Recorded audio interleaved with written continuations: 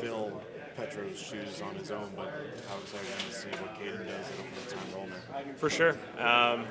We spent a lot of time over the summer, kind of working on a couple things, and watching him kind of grow. And he definitely showed, bits and pieces last year. And I think having a more solidified role, he'll kind of take it and run with it. And I mean, he's got all the tools. It's definitely, a lot of D. You find out it takes some time for sure to really feel comfortable night in and night out. And I think this year is a big step for him. Has it kind of sunk in that Petro isn't in the room anymore, or is that still something that you guys are getting used to? Yeah, it hasn't really sunk in. I mean, he's been around the room, a little bit here, but obviously it's tough. You never want to see a guy, that happen to him, and I mean, just the stuff he's gone through is just crazy. So, we're all kind of wishing him the best and that going forward.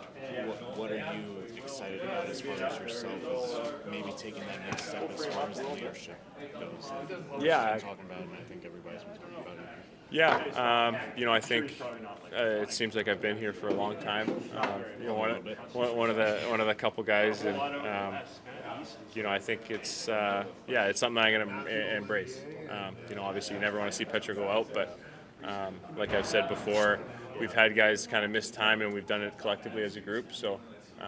That's going to be our focus, but I think obviously for myself, I want to step up and definitely be a little bit more in that leadership role too. The vocal side of things, is that something that you can kind of maybe work your way into, or is that something that maybe you guys just kind of let your actions show on the ice and eventually it kind of trickles in that? Yeah, a little bit. I mean, I'm not the most vocal guy, but I think I've got some things to say here and there, and I think as we go forward, I mean.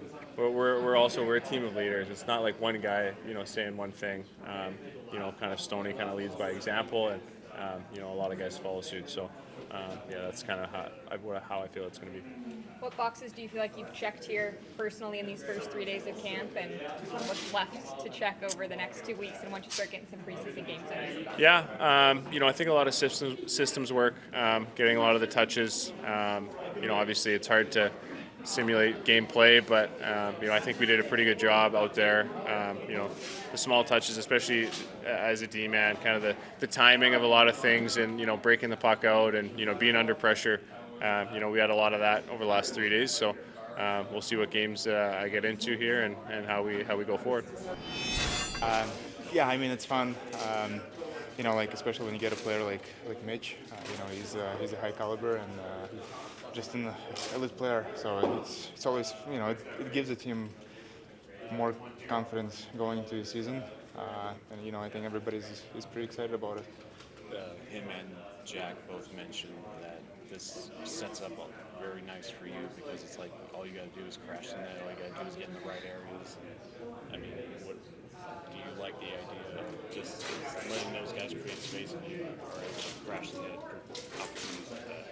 Yeah, I mean, I guess I have to be, around the net the whole time basically because I know Jack loves the puck, Mitch loves the puck, and I think they're going to do a lot of damage in the O-zone. So, it's up to me to find a good spot offensively.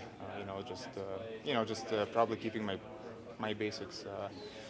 Trying to get the puck back for them, and just be in a good spot for them too. So it's going to be interesting because we only had a couple practices, and I don't think you're going to get much from it until you play the game. So once we play the game, I'll probably have more understanding what to do more, and we'll just go from there.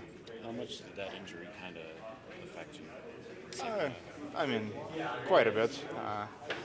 Those injuries are always tough, especially when you miss, quite some time. I mean, I'm glad it wasn't way too long, but it happens every year. And, a lot of players in the league, and just got to get through them. And it took me a while to get back to my game. So, hopefully I learn from it how to get back, as quick as possible to my game ritual. Is it hard to get your rhythm back in terms of, obviously your goal scoring was off at a great pace to start the year, come back, is it hard to get that rhythm back? It's a little bit tough. You kind of forget how quick the game is, really. You would always think you might take couple games to get it going. You definitely want to do it as quick as possible, but when the confidence goes down, it's tough to get it back. So that's probably why it took me a little while.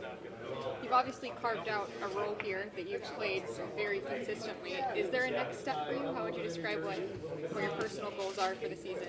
Yeah, I mean, just be a good player, more consistent for every night.